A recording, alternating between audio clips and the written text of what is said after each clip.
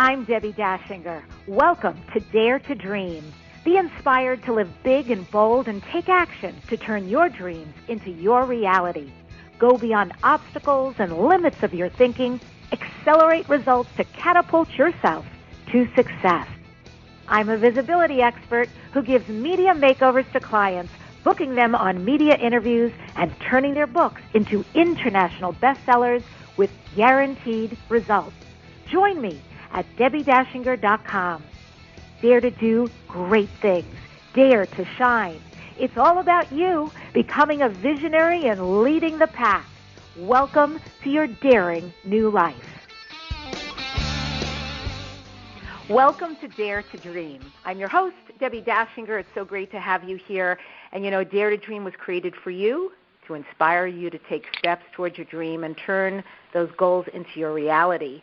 I'm doing something different today, and I am going to feature a man panel. I even love the sound of that, a man panel. What is that?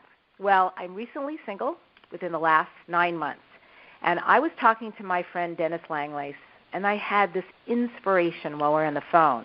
And since I'm not dating yet, but I'm sure it's going to happen soon, I thought, my God, what would it be like to put together a panel of amazing men and just ask them those questions you've always wanted to know, but you didn't know how to bridge the gap? So I've done that. I've put together 4 amazing guys, and they're going to help me and other women to go out into the dating and relationship world and be successful. It's funny as I say that because they may actually end up helping some men too. They may say some things that some men need to hear. This is really exciting. I definitely have butterflies, and I'm going to ask these men to tell us what no man has told us before. I want them to pull back the curtain on male-female dating and find out, what do men really want? What do they prefer? What's a turnoff that we don't know about? These amazing panel men, Patrick, David, Rob, and Tim, will be featured a little later on the Dare to Dream show. And if you enjoy wine, and I do, I've taken classes for 2 years. I'm certified in wines, and I really do adore drinking it. Just imagine receiving unique wines from the best vineyards around the world, red, white, whatever you prefer, coming right to your door. Check it out, directsellers.com/Deb's Wine Wonders. That's direct sellers like a wine cellar, CELLARS.com/Deb's Wine Wonders. And when we come back, we're going to be speaking with the men on the Man Panel. Hey everybody, this is Dr. Dane here, and I would like to invite you to an adventure in being. I've just written and finished a new book known as Being You, Changing the World. Are you one of those dreamers? One of those people who's always known that other possibilities should be available but haven't yet been able to see them be created? Well, I wrote this book for you. In it, you'll find tools, processes, and unique perspectives to change the things you've always wanted to change but didn't know how. In it, you'll find an invitation to a different possibility for a way that we can be in this world that changes not only our lives, but by being us, allows us to contribute to changing everything planet-wide that doesn't work. Are you aware that truly great people, truly being them, is the only thing that has ever created a great change on this planet? Are you willing to step up? Are you willing to be one? Check out a copy of my new book, Being You, Changing the World. I invite you to go to beingyoubook.com for a free gift. What books are you reading? Are you ready for a must-read? Winner of the Inspirational Book of the Year Award and international bestsellers, Dare to Dream, This Life Counts by Debbi Dachinger, as well as the acclaimed Wisdom to Success, The Surefire Secrets to Accomplish All Your Dreams. Buy the books from Amazon today. U.S. Book Review and Writer's Digest said these are critics' picks. By Debbi Dachinger, Dare to Dream and Wisdom to Success contain gems to live your life by. Tell the world about your product or business. Advertise on Dare to Dream Radio. The award-winning program is syndicated on over 60 stations, has a big following and large listenership. If you're ready to expand your reach, become a sponsor or advertiser on Dare to Dream Radio. Best rates, great results. Email at ads@DebbiDachinger.com. That's ads@DebbiDachinger.com. I love my life.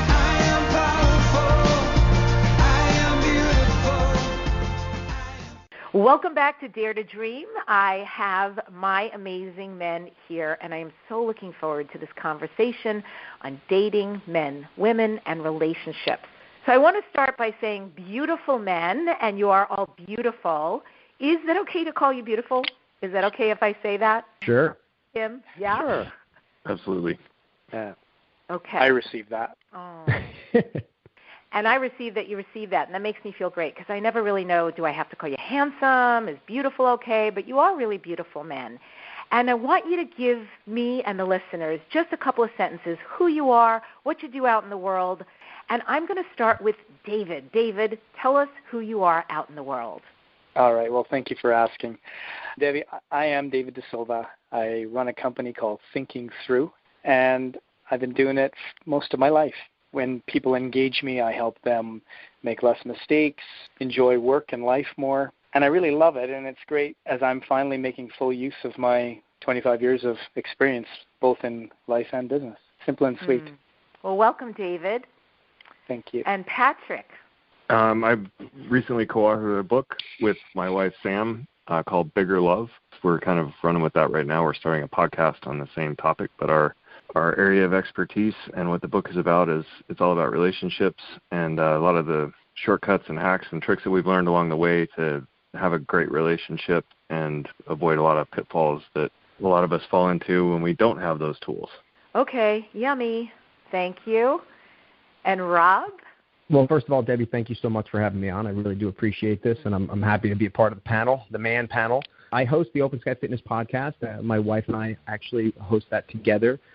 We're both in the health and wellness world. We coach very busy people, kind of make sense of their lives and help create a healthy world around the busyness. We've been together, just kind of a background, we've been together 14 years and married for 8 of those 17. So we have a very strong relationship, I would say, in the work environment and also the relationship home environment. Wonderful. Thank you. And Tim? Hi, thanks, Debbie. I'm so grateful to be here. This is awesome to be on the Man panel. And I run Tim Wade Coaching, timwadecoaching.com, and what men hire me to do is help them reignite their natural mojo and step into healthy masculine power without becoming insensitive jerks. And I am a happily single father of 2 young girls. Well, welcome, all of you. Tim, since you were just up, perfect timing. I'm out of a 10-year relationship for 9 months. So how long do you recommend I wait before dating again? You know, that obviously it's a very personal answer, but they said once, they told me, those people who seem to know, they said, well, just count as long as you've been in the relationship and a month or for every year. And then somebody else said, why don't you double that? And then somebody else said, don't ever get in a relationship again. So basically, for my situation, that's 10 to 20 months or never, ever again. Or never. You know, when guys ask me that and I coach them, I say, give it a year. I mean, really, you got to get to know yourself as a single person first, especially the longer they've been in a relationship, the more you're identified in being the us. And so I say, a year minimum. A year minimum. Okay, and Patrick, what are your thoughts?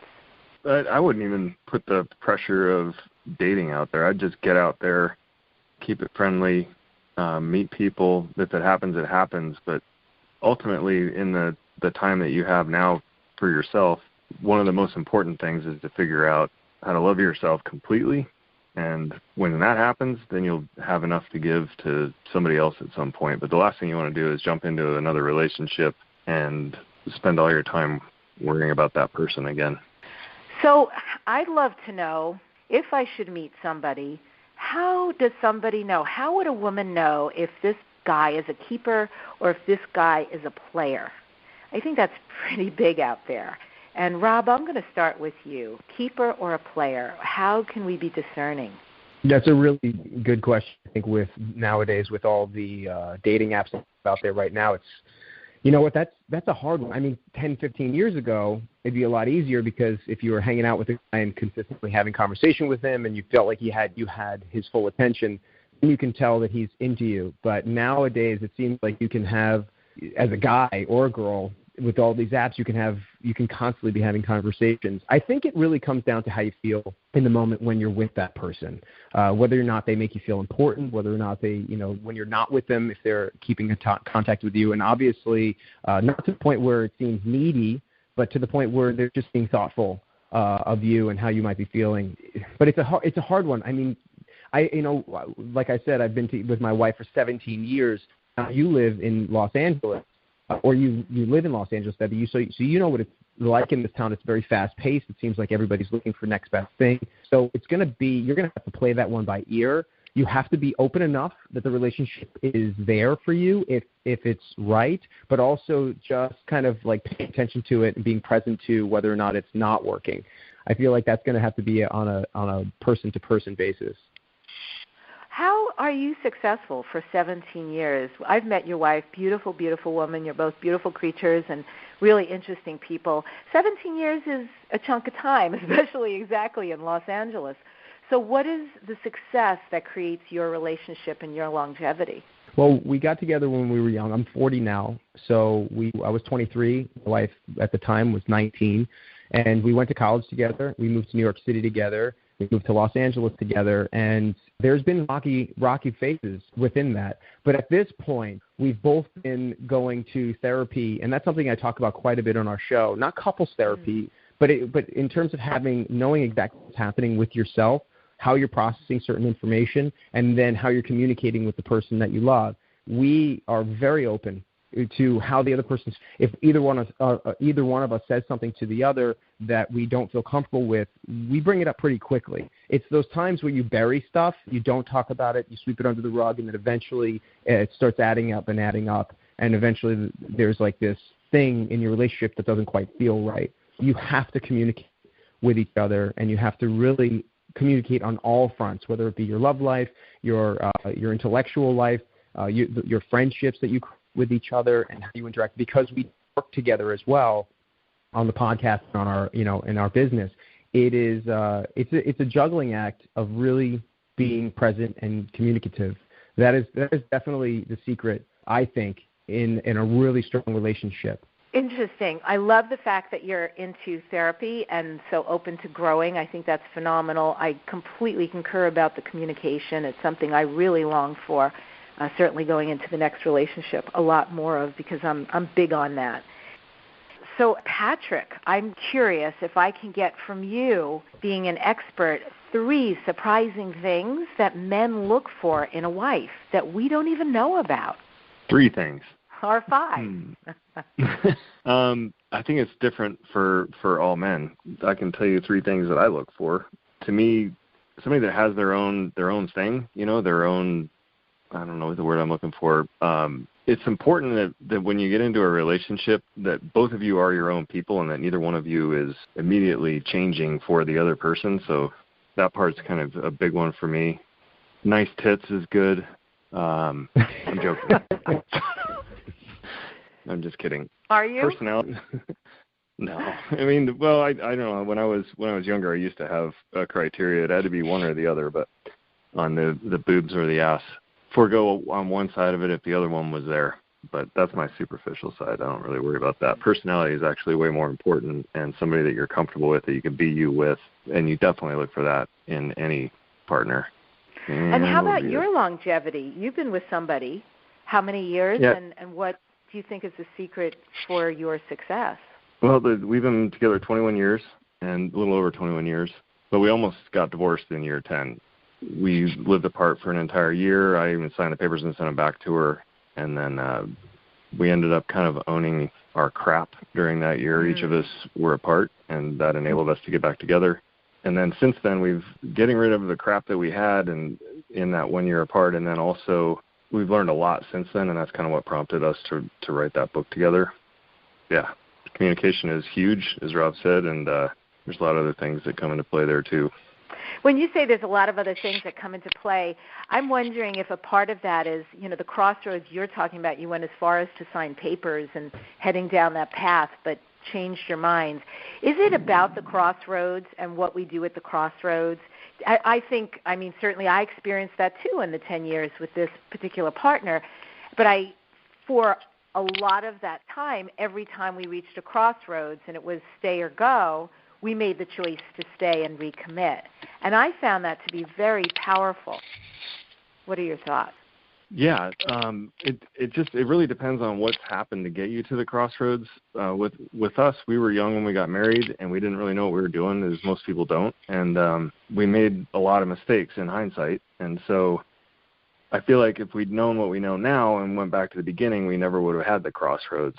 So when you get to the crossroads, if you can own, your part in what got you there and work on that, because that's all you have control over, and the other partner does the same thing, then you'll almost always, I think, continue forward.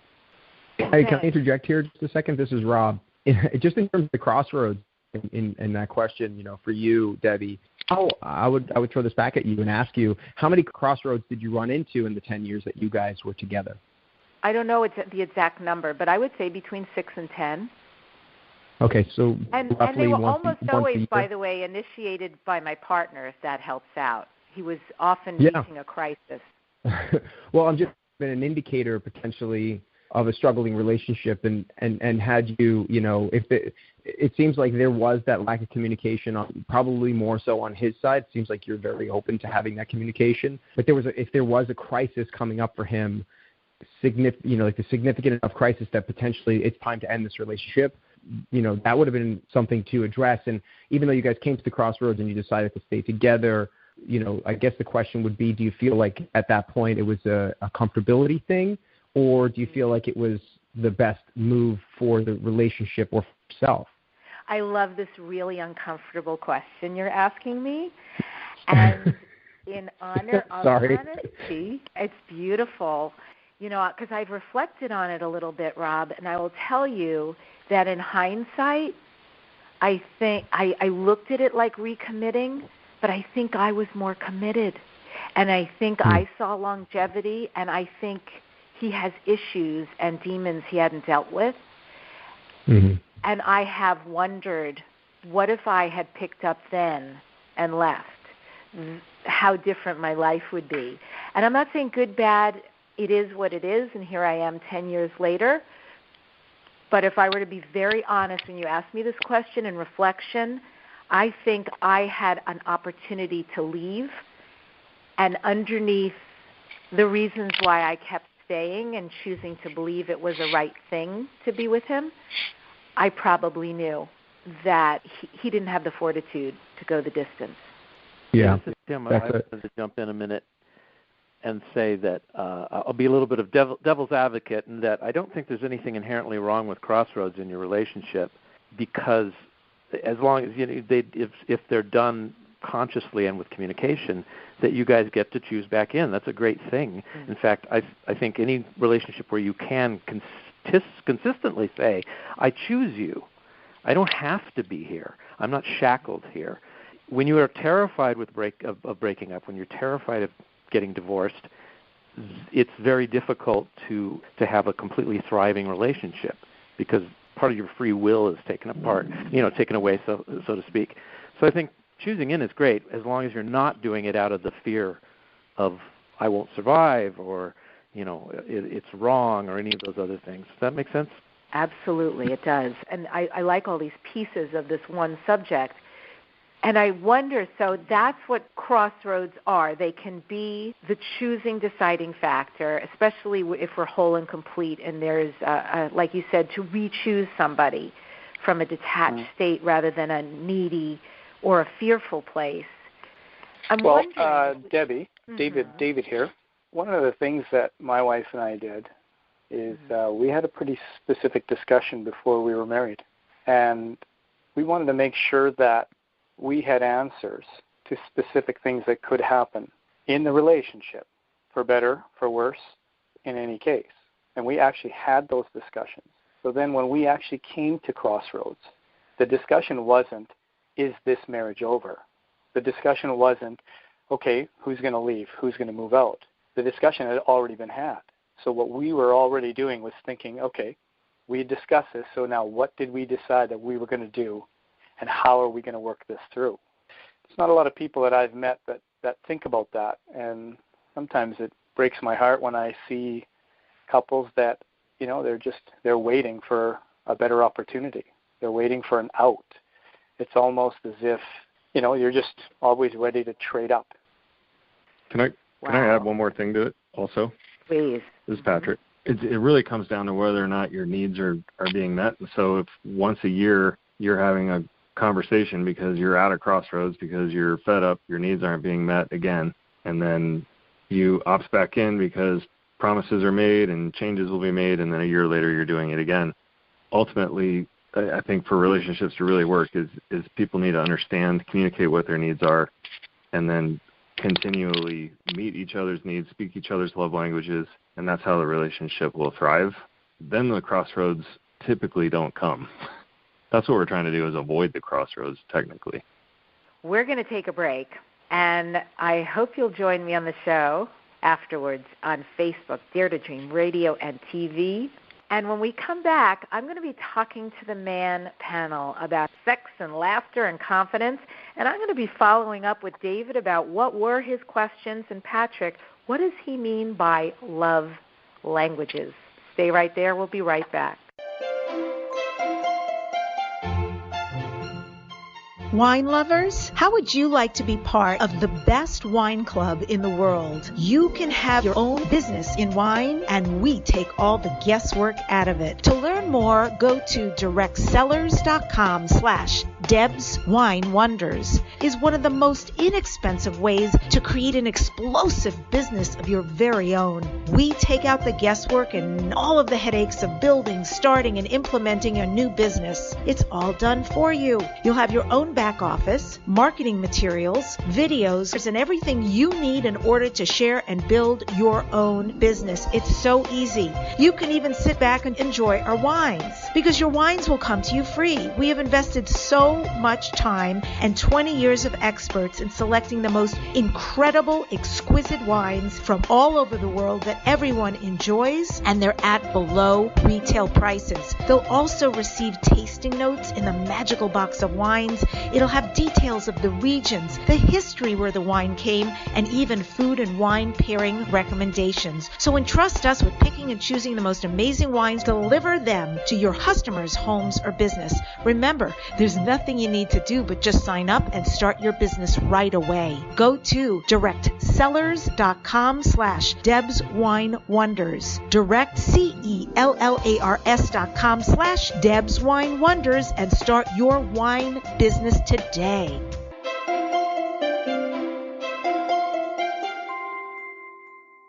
Do you have a published book that never reached its bestseller potential? Are you working on a book or ebook you hope to publish soon? Do you have a book locked inside, waiting to release your message to the world? Go to mybestsellerbook.com. My Bestseller Book will launch your book to a guaranteed bestseller status. Learn more at mybestsellerbook.com.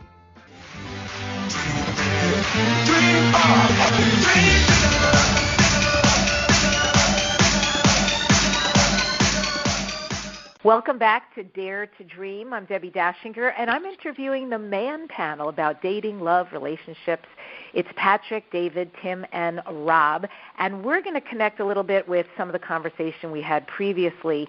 David, you were talking about when your wife and you got together and before you got married, there were questions you asked each other. Would you be willing to share what those questions were?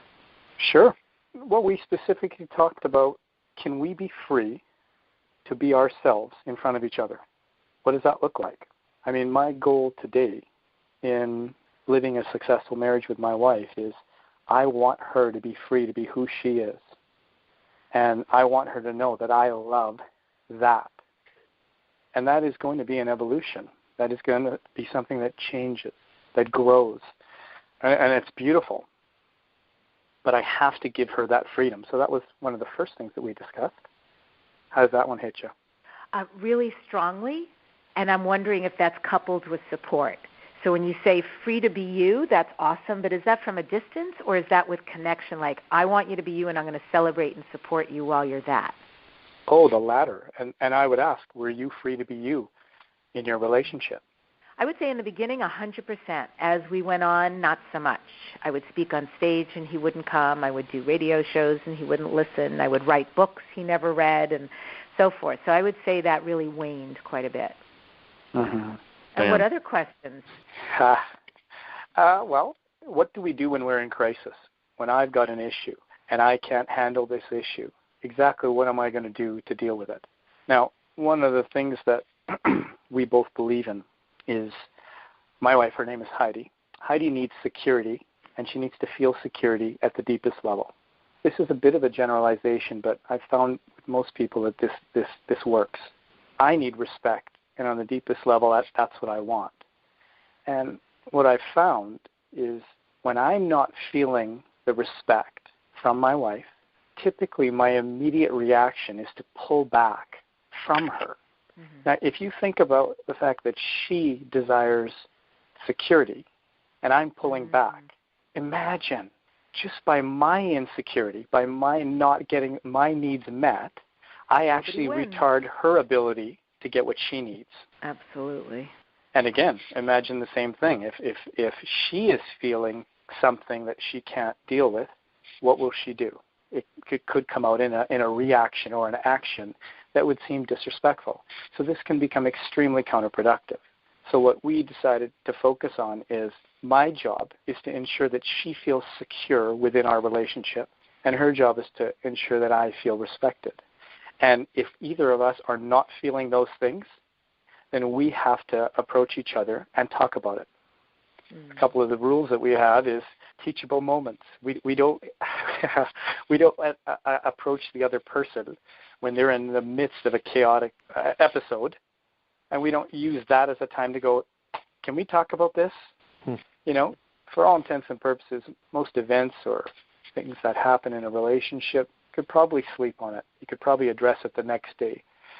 Even if I get an email from a client or an email from a friend or anything that's controversial, often I'll wait 24 hours just to respond to that. So if I'm willing to give that much respect to someone who I'm not married to, how much more respect should I give to the person that I've made a choice to spend the rest of my life with?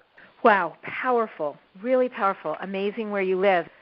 And I want to be clear for myself, really. I know my relationship is over, and I know the beautiful things about it and what I received and what we created. I will always honor and cherish it. It definitely took me in an evolutionary journey to a place I've never been before, a love, an expression I've never had before, experiences, memories. So the good was truly, truly good. I mean, I had a very charismatic, funny, interesting, accomplished partner. But he had his own set of issues, and it eventually took him and us out. So I honor all of that, and I want to say that I'm also very clear that going forward, I want to create differently and create big, and I'm super open to that. So I guess everything I want to address for myself going forward in this conversation with you is about what's possible for me rather than some of what happened before. So, love languages, I know there's a book about it. I have friends who read it. I have even friends who refer to it and say, oh, my love language is blah, blah, blah. I haven't read the book. I don't know much. That was Patrick, right? Will you share a little bit about what that is so we can be illuminated? Yeah, happy to. It's a good book. They have the website. You can go do a test and kind of read what each love language is and get a basic idea of what yours is in about 5 to 10 minutes. So if you just want a basic understanding and try to figure out, the order, which ones are the most, I think it's 5lovelanguages.com. Don't quote me on that. I'm not certain. But one of them, and usually the one that resonates most with men, is physical touch. Another one is time, whether you're spending time with each other or people or not. Another one is gifts, affirmations, positive affirmations, telling people, that you appreciate them and you appreciate things that they're doing. And put me on the spot. Every time I try to quote all 5 of these, I forget one of them. Acts of service. Acts of service. Oh, yeah, that's my wife's, actually. One I forgot. Mine, too. So anyway, yeah, everybody kind of has usually one or two predominant love languages. Mine's physical touch. My wife's is act of service. So for the first 10 years before we ever read the book, or maybe 12 or 13 actually, when I was trying to show my wife how much I loved her, and everybody falls into this trap, you do what you know. So I'd always touch her and rub her and scratch her back and do all the physical touch things, which I love, and that's I thought I was speaking her love language, but technically I wasn't, and she just wanted me to throw in a load of laundry. So so now when I want to speak her love language, I mean, I play around a little bit. I'll put on an apron and nothing else and go vacuum the living room, and that turns around way more than me walking over and groping her. But I'm a grope guy. She can come over and grope me anytime. So you totally learn what suits the other person, and then you address them from that angle. So they're receiving. So we started out this conversation, somebody saying, I receive, and that's exactly what this is. You can do a million dances, but there's one dance that they're going to receive that they connect with and feeds them and nurtures them, turns them on even. And Debbie, it's so key to be in touch with yourself and what your needs are, because I know that I have desired all 5 of those things at different times and in different seasons. One is far more predominant than the other. So the key is having an active and purposeful time of communication with your spouse and making sure that you're keeping in touch with each other and knowing how these things are changing. Life is dynamic. Work is situational. Environment affects everything. So it's good to be dynamic. Debbie, it really is about giving love in a way that the other person feels loved, not in the way that you like to express love. Or I think as David was saying, or Patrick was saying, the way that you would like to receive it. And that's a huge difference. It's between loving in a way that, my mother once gave me a bright green sweater made out of acrylic. I don't wear sweaters, I don't wear green, and I hate acrylic. Now, she thought she was being loving, and I took it as that, but the truth of the matter was it was not her seeing me. And I think that when you communicate love in a way that the person can really feel loved, they feel seen, like they're really, oh, you get me. And that's one of the things I think a lot of you were asking, what do men want? One of the things I think both partners a lot is this person gets me, like they see me, and they can reflect that back in a way that is experienced, I think, as love a lot of times. So beautiful. I'm just enjoying all of you so much, and I keep thinking. That's awesome, Debbie. I really am. You're so beautiful and deep and thoughtful and insightful, and when I start dating, the man panel is going to come over and make sure, like, yes, no, yes, no, yes, he gets a second date. We approve, not so much. Up like in the Olympics, 8.2. 10. And the Ukrainian judge gives him 11. Exactly. So, guys, in this love language, and touch was one of them that we talked about, and there were many others, and being of service, I'll make a little joke, but how important is sex? I mean, I think in the beginning it's very important, but I wonder as the relationship goes on, truly, and your guys, I'm dying to know, how important is it to you? It's Talk huge. about this one goes to 11 specifically. Pretty big.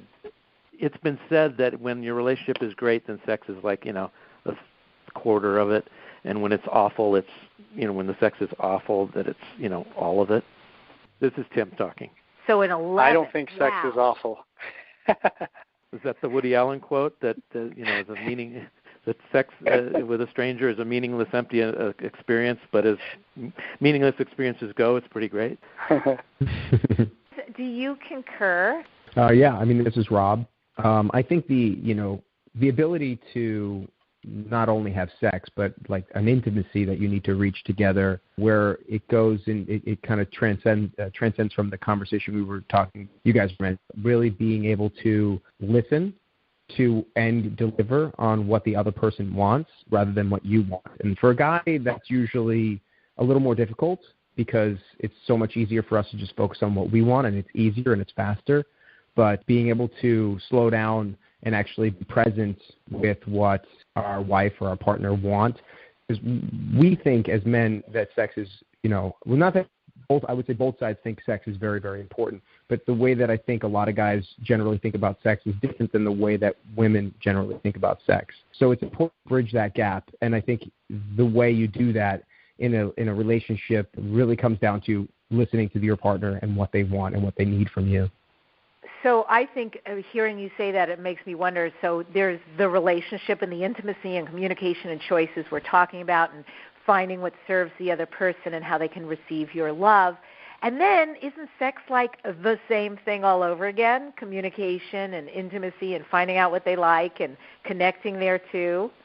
Yeah, I would say, yeah, that's pretty spot on. I mean, it's that some people, the communication within their relationship ends at the bedroom door. This is very common probably in the United States because we've been kind of groomed to think that there's something wrong with sex and the conversation around sex. It's a taboo subject. I mean, to have a conversation right now on a radio show about sex is a taboo subject. People just don't have this conversation. To have it out with friends is, again, taboo. To have it with your wife or your husband can sometimes also be taboo depending on how you grew up. So to be able to keep those lines of communication open and really be honest with your partner about what you're feeling, even if it's an uncomfortability, and really trying to work your way through it, it's unbelievably important. It's not something that most people talk about. A lot of couples won't talk about their struggles in their relationships to each other, which is unfortunate. So it's a very sex time. In a way, it has to be it's very important that you are communicating throughout the entire process. Yeah, and let me just share one thing for me I've realized, and this is just kind of this is David here, an observation that I found in myself is if in the past some of my needs were ones that I were putting on my wife that she couldn't give, and I was actually putting these needs on her that were kind of, how do I say this delicately? I wanted her to be my mom. And so all of a sudden, I'm thinking here, I don't know a lot of moms that want to have sex with their sons. Right. So if I'm going to her and I have these needs, and these needs are motherly needs, then I'm not dealing with my own shit, if you will, and I'm not dealing with my own stuff. So I need to protect that relationship and go to her and create in her a lover. I want her to want me. So I want to make sure that she feels like a woman. I want to make sure that she feels sexy. I want to make sure that she feels secure, that she feels taken care of. If all of a sudden it comes down to, maybe I have a need that we get back to those love language and an act of service would be I want breakfast and I want it made for me.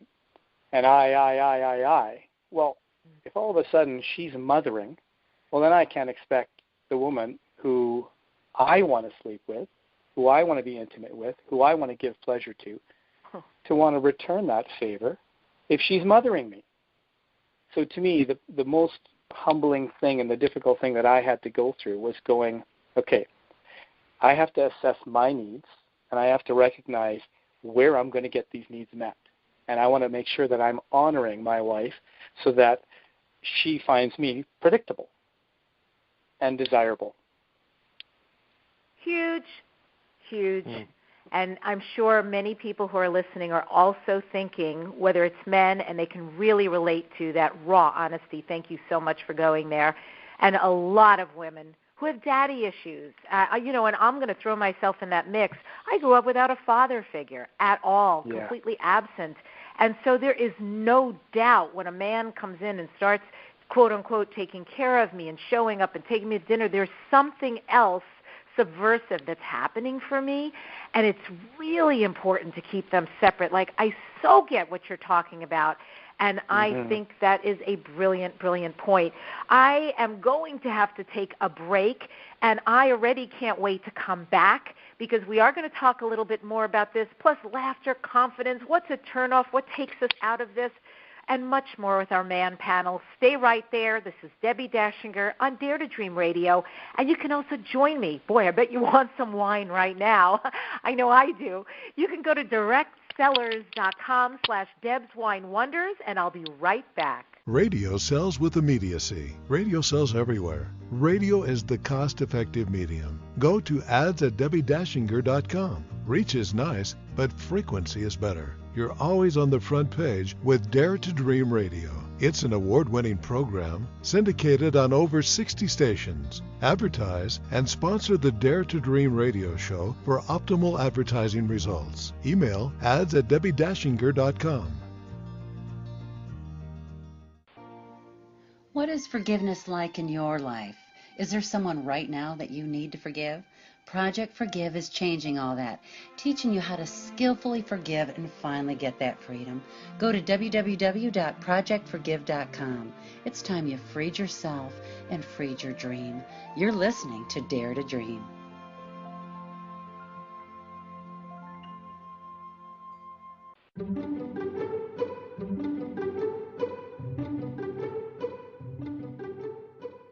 Whether you're a wine novice, a wine lover, or a wine specialist, you will love directsellers.com/Deb's Wine Wonders because it's sourced from boutique artisan vineyards from around the world.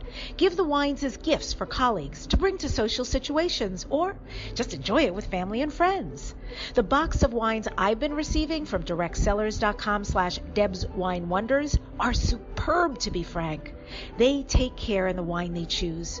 Their in-house wine experts ensure that the members get only the best. They've been tasting and selecting wine for over 15 years. The goal with this club is to send you wine that you love. Each month, our experts select great premium wines from wineries around the globe. Your satisfaction is guaranteed at directsellers.com/Deb's Wine Wonders. That's direct, CELLARS.com/Deb's Wine Wonders.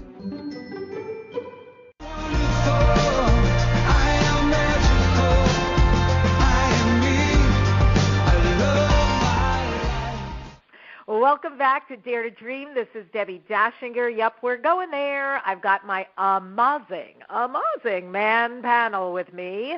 There's David, there's Rob, there's Patrick, and there's Tim. How does a woman get so lucky to have this level of conversation? So, guys, we're going to pick up where we left off.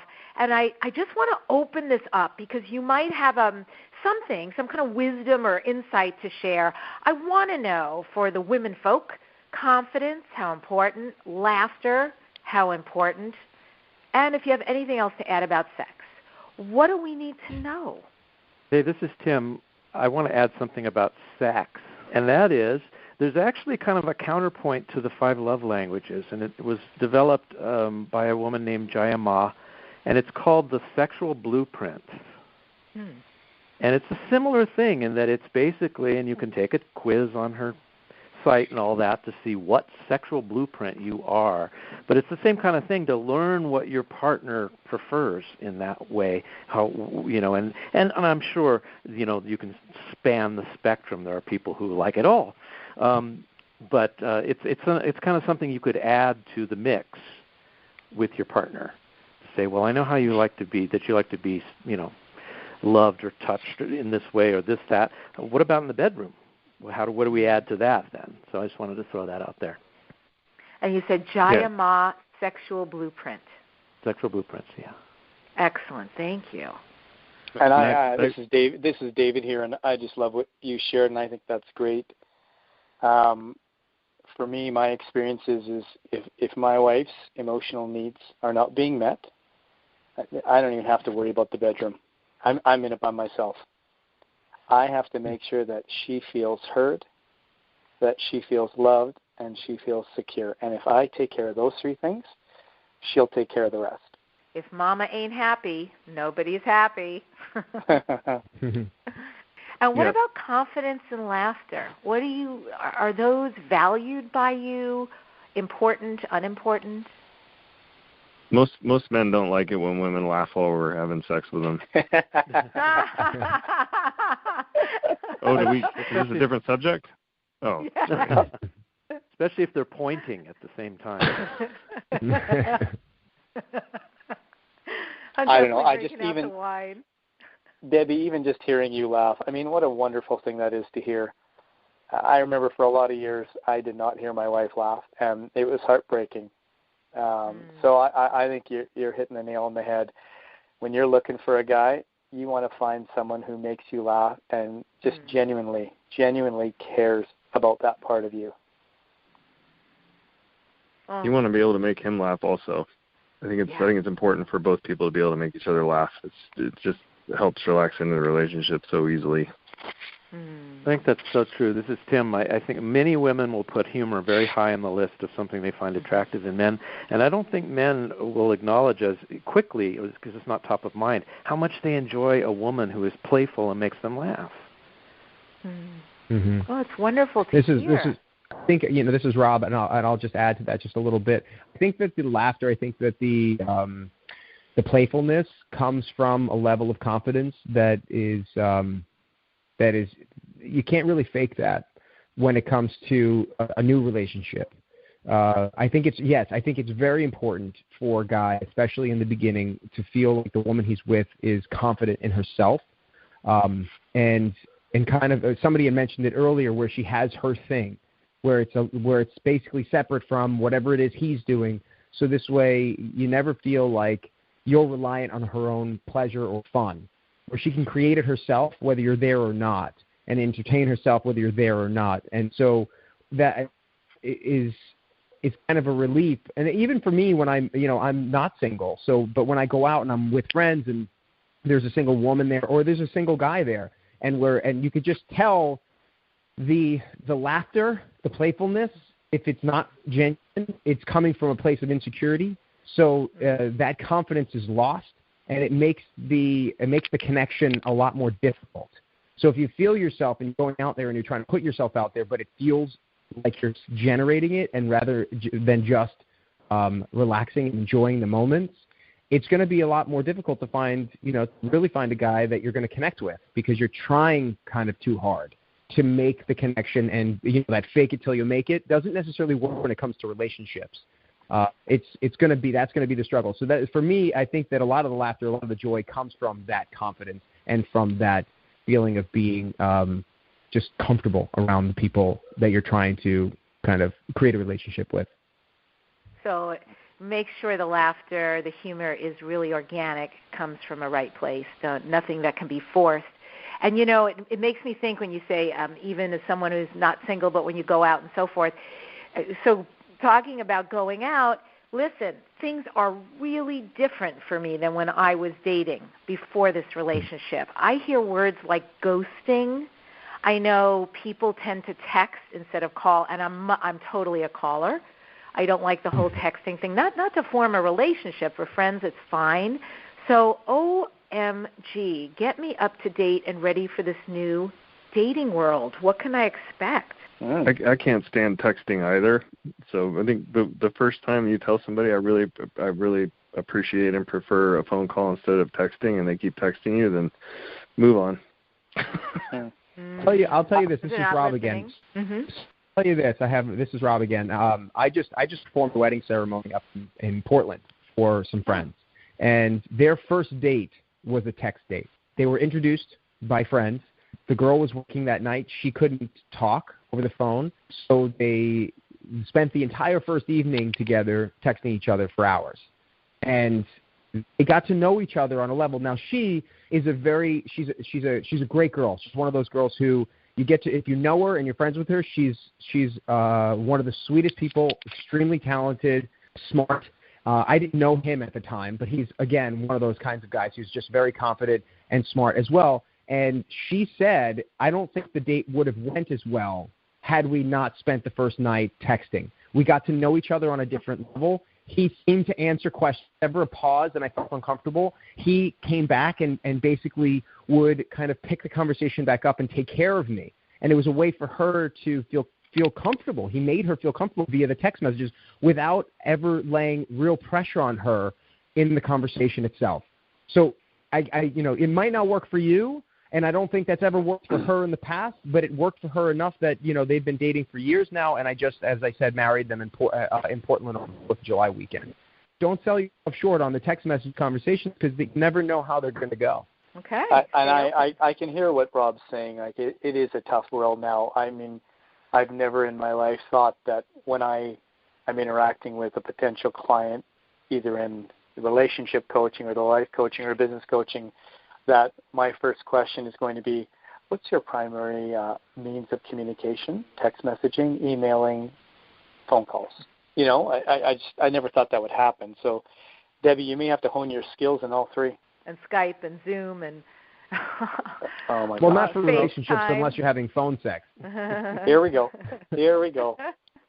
Hey, Debbie, this is Tim, and as a single man, I've had to be in the same world suddenly with ghosting and texting and sexting and jousting and whatever else.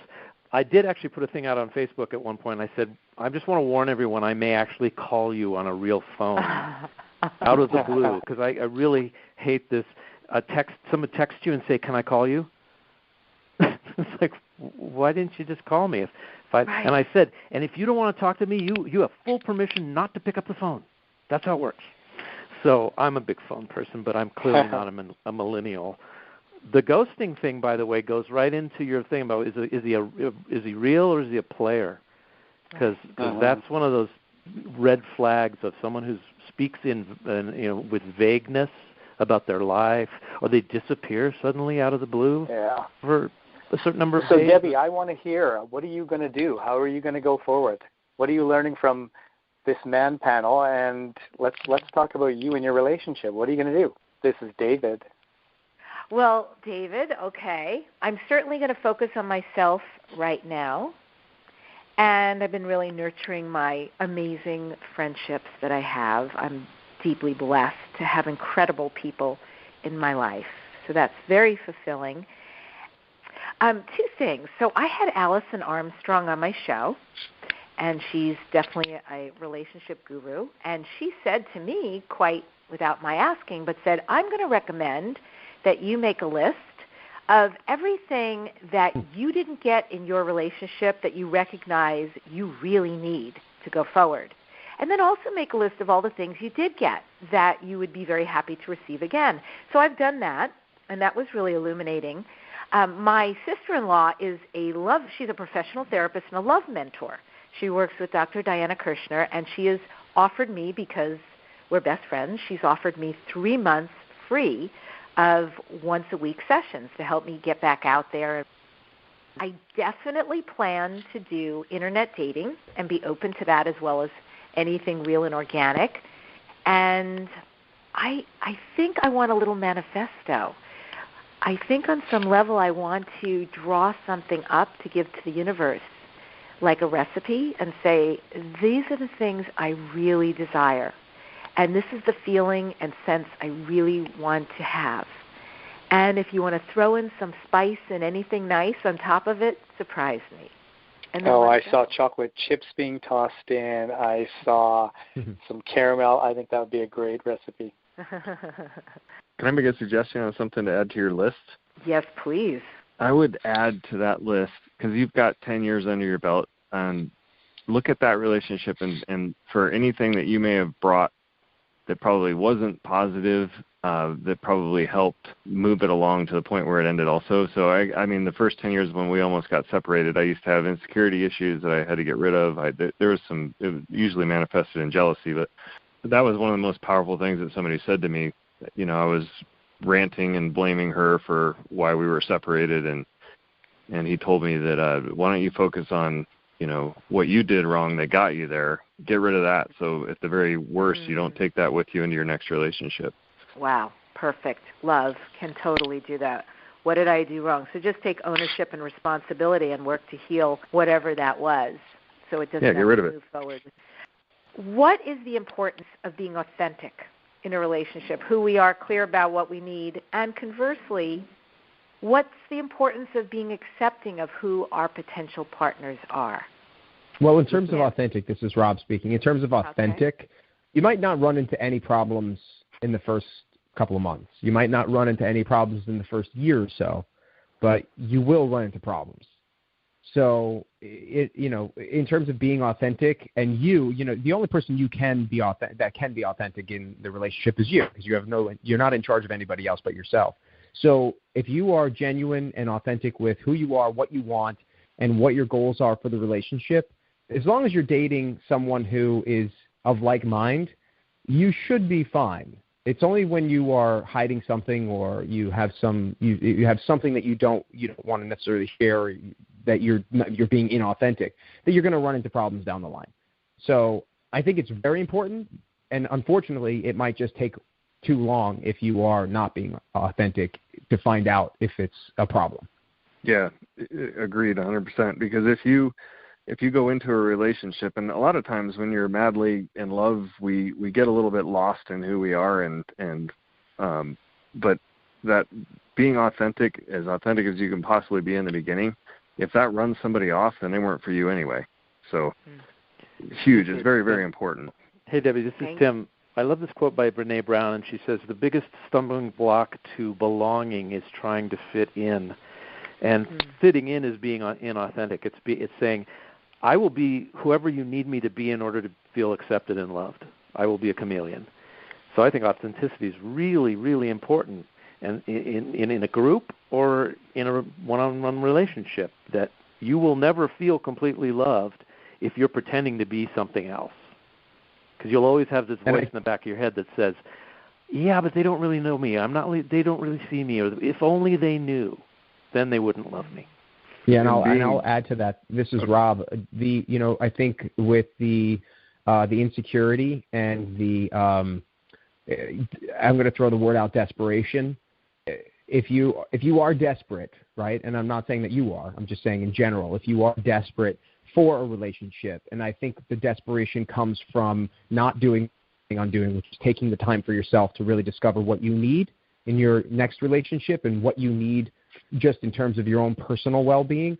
But if you go out there with the desperation of having someone solve your problem of being alone, you're going to go in exactly like was just said. You're going to go in trying to please that person and therefore not being authentic with yourself and what you truly need.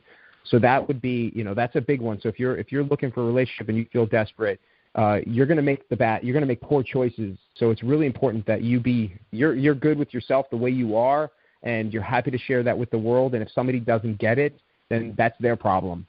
That would be one of the big things in terms of authenticity and why it's important. And being authentic is confidence, and confidence is sexy. Yeah. Love it. My man panel.